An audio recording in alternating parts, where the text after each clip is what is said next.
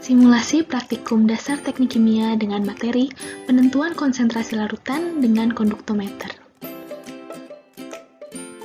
Tujuan dari praktikum ini antara lain mengetahui perbedaan sifat larutan dengan konduktometer, menentukan hubungan antara konsentrasi dan daya hantar listrik pada larutan elektrolit.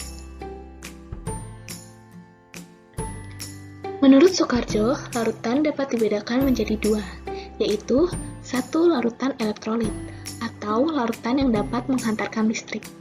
Dua, larutan non-elektrolit, atau larutan yang tidak dapat menghantarkan listrik. Larutan elektrolit dibedakan menjadi dua, yaitu satu, larutan elektrolit kuat, yang jika dilarutkan dalam air, terdisosiasi sempurna menjadi ion-ion. Contohnya antara lain, asam klorida, natrium hidroksida, asam sulfat, dan lain-lain. 2. Larutan elektrolit lemah, yang jika dilarutkan dalam air hanya terdisosiasi sebagian saja. Contohnya antara lain, amonium hidroksida, asam asetat, hidrogen sianida, dan lain-lain. Menurut teori disosiasi larutan, molekul-molekul elektron bila dilarutkan dalam air akan berdisosiasi menjadi atom-atom atau gugus-gugus atom yang bermuatan, yang sesungguhnya adalah ion-ion yang dapat menghantarkan listrik. Disosiasi ini merupakan proses reversibel.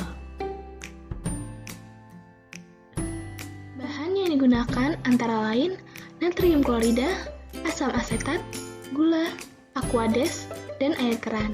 Alat yang digunakan antara lain botol semprot, corong kaca, gelas arloji, gelas beker, labu takar, pengaduk kaca, pipet volume, pipet ukur, konduktometer, karet penghisap, dan pengaduk plastik.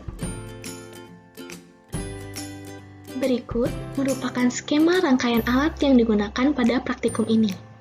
Gambaran nomor 1 menunjukkan konduktometer, dan gambaran nomor 2 menunjukkan gelas beker berisi larutan yang akan diukur daya hantar listriknya.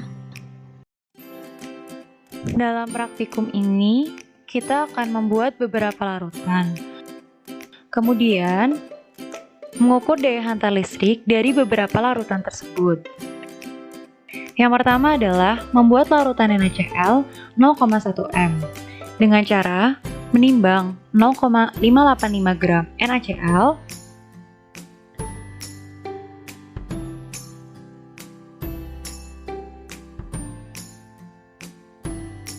kita larutkan dengan aquades dalam gelas beker.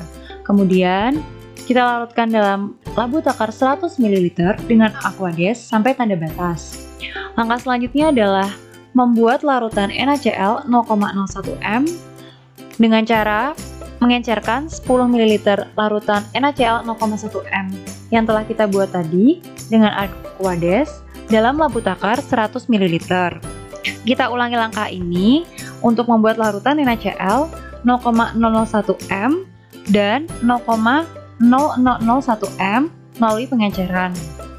Dan kita masukkan ke dalam gelas beker. Kita ukur daya hantar listriknya dan catat hasil pengamatannya. Selanjutnya kita membuat larutan CH3COOH dengan berbagai konsentrasi. Jadi kita ambil CH3COOH pekat sebanyak 0,573 ml dalam lemari asam. Kita masukkan ke labu takar 100 ml.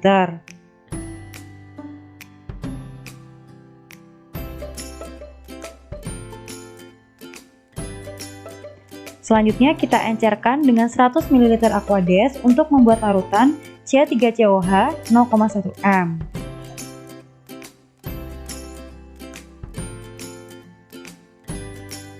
Kita ulangi langkah ini sampai terbentuk larutan CH3COOH 0,0001 m. Dan kita masukkan ke dalam gelas beker. Setelah terbentuk berbagai larutan CH3COOH, kita ukur daya hantar listriknya dan catat hasil pengamatannya. Yang ketiga adalah membuat larutan gula, yaitu kita timbang gula sebanyak 2 gram, 3 gram, 4 gram. Lalu kita larutkan masing-masing dalam labu takar 100 ml dengan Aquades.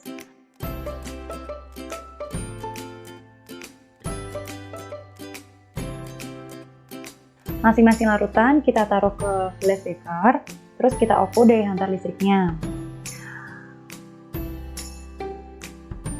Lalu kita ukur daya hantar listrik Aquades dengan cara memasukkan 100 ml Aquades dalam glass beaker dan kita ukur daya hantar listriknya.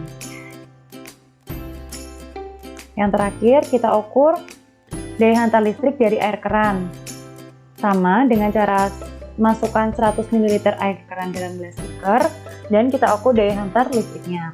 Jadi kita mengukur daya hantar listrik dari masing-masing larutan dalam glass beaker menggunakan conductivity meter. Dalam alat conductivity meter itu ada beberapa range. Nah, pada praktikum ini kita menggunakan range yaitu kisaran antara 20 sampai 200.